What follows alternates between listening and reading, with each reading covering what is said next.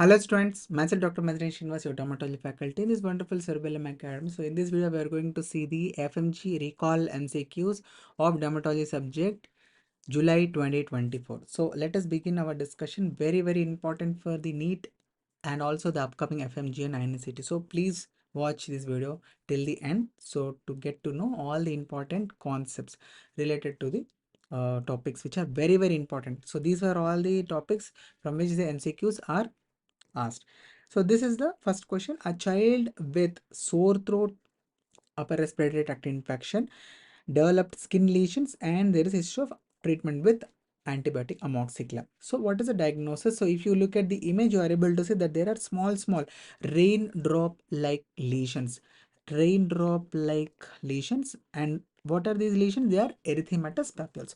So whenever you get to see this picture, child with sore throat with raindrop like lesions over the skin, that too mainly over the trunk, very important. The picture is also showing the trunk. You should think of a type of psoriasis which is called as guttate psoriasis. So you can see in the options also, rest of the others are also various types of psoriasis. So you should also know how to differentiate the other types of psoriasis. So the first one, pustular psoriasis, is going to present as lakes of pus, which is going to affect or involve almost at the entire body. And what will be the history which will be given? Very important history is going to be the presence of withdrawal of steroids.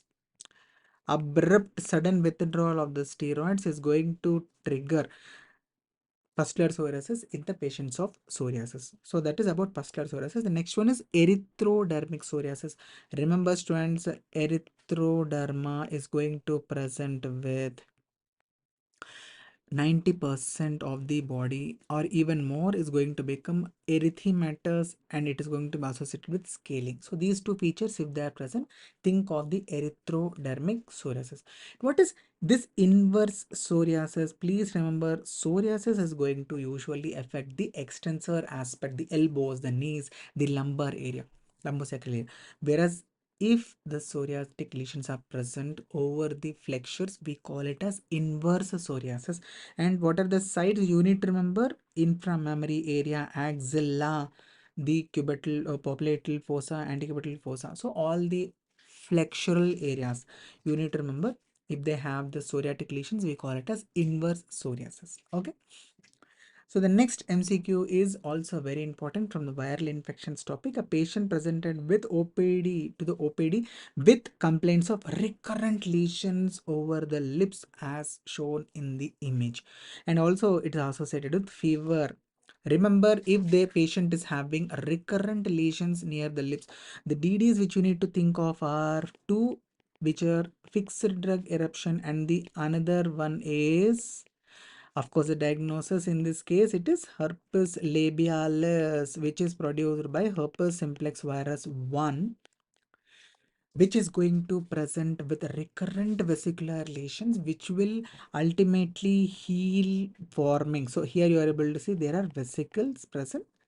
They will ultimately rupture, and they are going to form erosions and ulcers, which have polycyclic margins, Okay, so in this given question, we are having all the features in favor of herpes labialis. And also remember, the history of fever is also important, because usually herpes labialis, it is going to be triggered by the fever, and that's the reason why this is also called as fever blister, or this is also called as cold sores.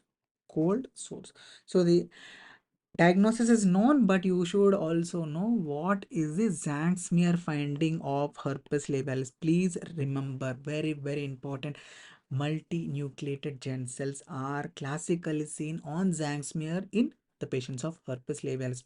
I know you might have been confused with option C, acanthocytes. Please remember, in herpes labialis, we can also see Zanksmeer finding. Apart from multinucleated germ cells, we can also see acantholytic cells. which are also called as Zang cells. But remember, acanthocytes are different from acantholytic cells. Acanthocytes are the red blood cells which have the spiny projections on their surface, and they can be seen in the liver diseases. Okay. And HP bodies, I hope all of you know, they are the inclusion bodies which are eosinophilic and intracytoplasmic, which are seen in the case of molluscum contagiosum. Molluscum contagiosum. Very, very important for you to remember. And of course, owl eye appearance is observed in the cytomegalovirus infections. Okay, so this is the picture depicting the multinucleated giant cells, where a single cell is having, it is appearing as if it is having multiple nuclei, so it is called as multinucleated giant cells. And this is the owl eye appearance, which can be seen in the case of cytomegalovirus infection. And here you are able to see these are the acanthocytes, which are the red blood cells having this spiny projections. Okay, and this is molluscum contagiosum, showing the HP bodies, Henderson Patterson bodies. Okay, so this is how you can easily differentiate all these options. So now this is a sexually transmitted disease based question, very, very important. I hope all of you have marked this. Very simple question. So a 40-year-old patient who is having painful genital ulcer, so, and also there are painful inguinal buboes. So there is history of multiple sexual partners. What is the most likely diagnosis? I hope you have visualized this important flow chart in the examination, which is going to make the question very simple. Very simple. So when a patient has genital ulcers, always look for whether it is painless or painful. So if the ulcers are painful, the two DDs which you need to think are, one is chancroid and the another is herpes genitalis. So what you need to examine further, you need to examine the lymph node. If the inguinal lymphadenopathy is going to be associated with pus, that is suppuration, we call it as bubo, and the diagnosis is going to be chancroid. Whereas if there is inguinal lymphadenopathy without any bubo, then the diagnosis is going to be herpes genitalis. So here we have herpes genitalis. And also remember, in the case of herpes genitalis, the examiner is also going to give one important clue. If you remember herpes labialis, yes, the history of recurrence is going to be seen in the case of herpes labialis and also herpes genitalis also. But no such history was mentioned in this question, if you can remember. So the diagnosis here is going to be chancroid. Chancroid. I hope you have imagined the crow which was crying. I hope you might have also remembered the causative agent Haemophilus do cry. The patients are going to cry. Why? Because the genital ulcer as well as the lymphadenopathy both are painful.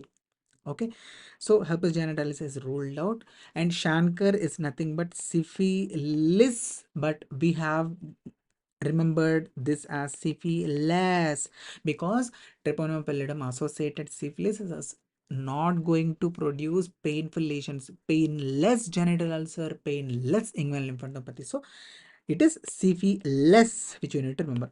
Now you may be having a doubt with LGB. Sir, inguinal buboes also seen in LGB. So why not LGB is the diagnosis? Please remember, yes, in LGB, I agree that the inguinal lymphadenopathy is called as bubo and it is associated with pain, painful lesions.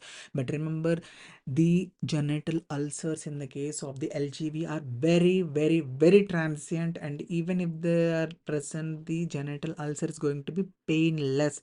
So very, very transient, painless ulcer, genital ulcer will be seen in the patients of the LGB. And yes, bubo can be present, but since the examiner mentioned painful genital ulcer, we can rule out the LGB also. Okay, so our diagnosis is chancroid. You are able to see there are multiple ulcers which are present over the scrotum in the inguinal area, which is again going into the diagnosis of the STDs. Okay, which is chancroid in this case. So this is the next MCQ, very simple question. If you understand the funda, you can answer it. If you have overthought this, you would have made a mistake in this. So 30 years, so middle aged pregnant woman, chronic sun exposure is there, and bilateral brownish pigmentation over the face. So you're also given image, so you can see that the image is showing this pigmentation which is patchy in nature. It is not diffuse, it is small patches are present bilaterally symmetrically. So whenever you see this kind of a picture, always remember the diagnosis is going to be melasma. In this particular question, if the option mentioned cloasma, that would have been even more better answer. Why? Because melasma in a pregnant woman is called as cloasma, or mask of pregnancy, which is associated with the UV rays and also the hormonal changes which can occur in the pregnant woman. It is also associated with the thyroid disorders. So why is it not other DDs? So please remember, so in melasma, this is a melasma.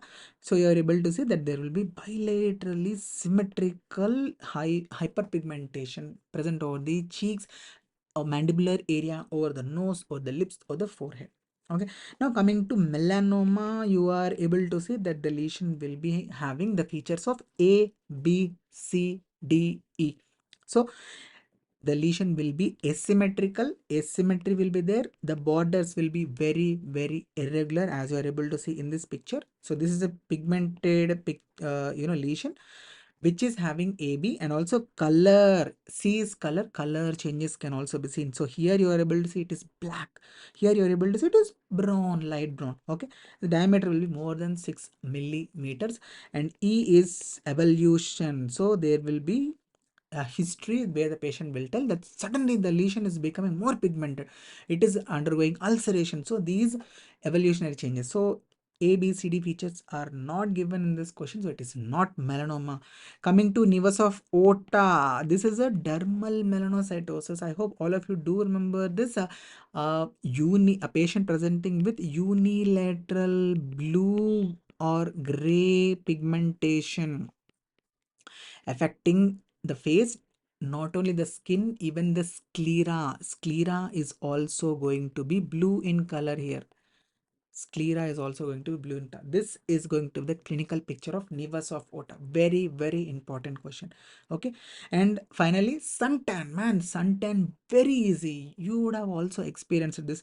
So if a person goes into the sun, then what will happen? The covered areas will be appearing normal, whereas the exposed areas, photo exposed areas, as you are able to see here, are going to initially be red in color, finally they are going to become pigmented. This we call it as suntan. Here the pigmentation is going to be diffuse, it is not going to be in the form of patch which was shown in the image in the question. So that is how you can rule out the other options. Okay, I hope it is clear for all the students. This is the next question. Very easy question. Very easy question. A young boy complains of severe itching. When is the itching? Night time. Nocturnal itching is present. Burrows are present in the intertriginous areas, axilla, umbilicus, and digits. So what are these areas? These are circle of Hebra is having the special lesions with that pathognomonic burrows. So what is the diagnosis? The diagnosis is scabies. So you should remember scabies is produced by Sarcoptes hominis scabi, which is a itch mite. Okay, so the answer is going to be mite. Very important, very simple question which you might have read a number of times. Okay, so this is the mite which is having two pairs of anterior legs and two pairs of the posterior legs appearing like this cute tortoise, and this is a circle of Hebra. Fine. This question, if you have made a mistake, you are going to get a punishment. Okay, we have to give you a punishment. Remember, this is a very important picture image which you need to remember. Even if I ask you in your dream also, you should be in a position to give me the proper diagnosis, which is pellagra which is associated with vitamin B3 deficiency, that is niacin deficiency. So these patients need the supplementation of nicotinamide. And what is this called as? This is called as Castle's necklace. This is what is called as Castle's necklace, where you are able to see the dermatitis changes over the photo exposed area. So this is a photo dermatitis, and of course these patients are also going to have the other D's. I hope all of you remember this. Dermatitis is the first D. They are also going to have diarrhea, and they will be dementia. If not treated, then they can land into death. That is the reason why these questions are very, very important, and they are repeated again and again and again. Okay. So remember, dermatitis, diarrhea, dementia, 3Ds, or we can also call it as 4D disease.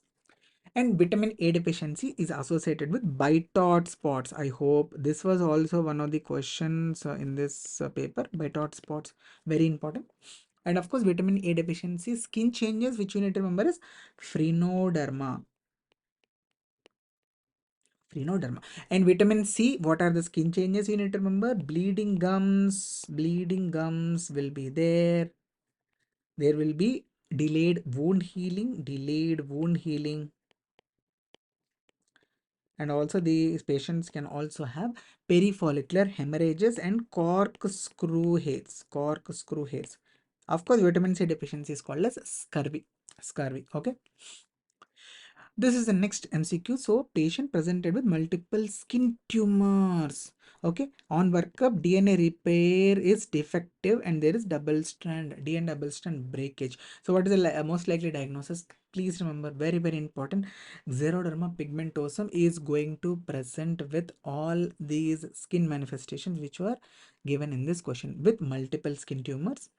And this is an example for nucleotide excision repair defect, because of which there will be UV exposure in us, in me, and in these patients of xeroderma pigmentosum. But what is the difference is, in us, the skin is absolutely capable of any repair, to undergo any repair of the DNA. Whenever there is the UV rays exposure, there is a possibility of genetic mutations, but our body is capable of repairing that. But these patients of xeroderma pigmentosum, they are not able to do this repair, because of which what will happen on the chronic exposure to the sun rays, these patients can develop various malignancies, SCC, BCC, malignant melanoma. So all these types of malignancies can develop in these patients. Okay, so what is Lynch syndrome? Hereditary non-polyposis colon cancer. So colon may have tumors in this, but not skin. Okay, Cockayne syndrome, remember, so this is going to be more dealt in the pediatrics, but I will just give you a few points. This is associated with photosensitivity. Okay, and some growth problems in the children, but Cockayne syndrome is not associated with any malignancies. Okay, pure Cockayne syndrome not associated with any malignancies. And remember, Bloom syndrome, yes, there can be a problem in the DNA repair, but these patients are not going to present with skin tumors, but they can have the blood malignancies, that is hematological malignancies, lymphoma, leukemia. One second. So yes, that is Bloom syndrome. So you can see that Bloom syndrome is there. Blood malignancy is blue. Something is okay, matching. Like this, you may remember some of the conditions, but Bloom syndrome, these syndromes actually were never asked, but since they are given in these options, so try to know some of the important points of these syndromes, which will be more discussed in detail in the pediatrics and also in the pathology, but not in dermatology, right? So this is a patient of xeroderma pigmentosum, where you are able to see that there is a presence of multiple freckles and lentitions over the face, and over a period of time, these patients are going to have a tendency to develop BCCs, SCCs, and various other malignancies. Even the blood malignancies also can develop in these patients. This is the next, we can say, integrated question with ophthalmology and dermatology. So multiple Lish nodules. Lish nodules, I hope you all know, they are the iris hamartomas, which are classically seen in the patients of neurofibromatosis. Neurofibromatosis. What are the other features which you need to remember? In the patients of neurofibromatosis, there will be neurofibromas, which are skin colored papules present over the body. There will also be cafe ole macules over the body, which are small pigmented macules and patches. And there can be also skin fold freckling. So these freckles, when they are present in the axilla, they are called as, it is called as Krobes, and very important pathognomonic finding in the neurofibromatosis. And of course, they can also present with plexiform neurofibroma, which will be presenting from birth congenitally. And yes, Lish iris nodule, which are the iris hamartomas, pigmented iris hamartomas, which can be more precisely visualized on slit lamp examination rather than on naked eye examination. Okay. And this is the next question. Dermatitis herpetiformis as a skin manifestation seen in cases of very important celiac sprue or celiac disease or gluten sensitive enteropathy. So the dermatitis herpetiformis is associated with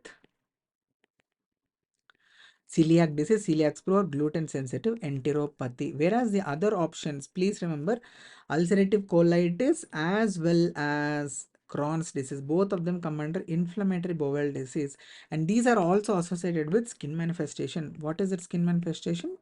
Just remember the names: pyoderma gangrenosum and erythema nodosum.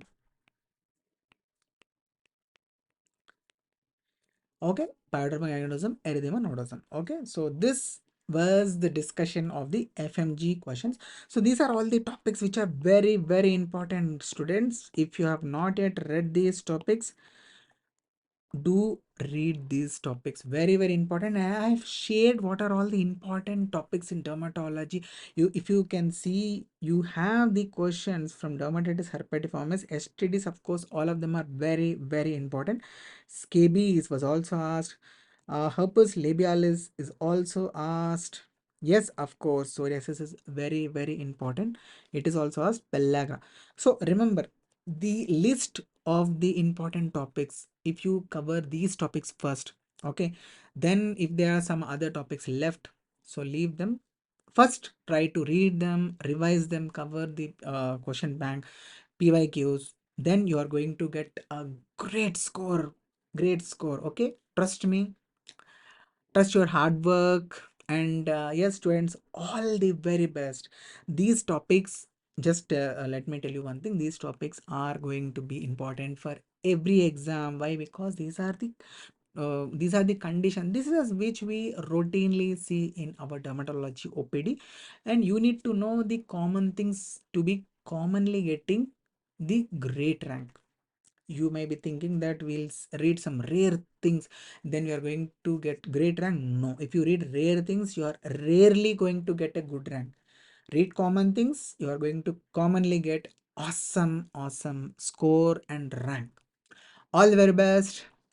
Dr. Maddineni Srinivas signing off, and happy learning dermatology. Bye bye.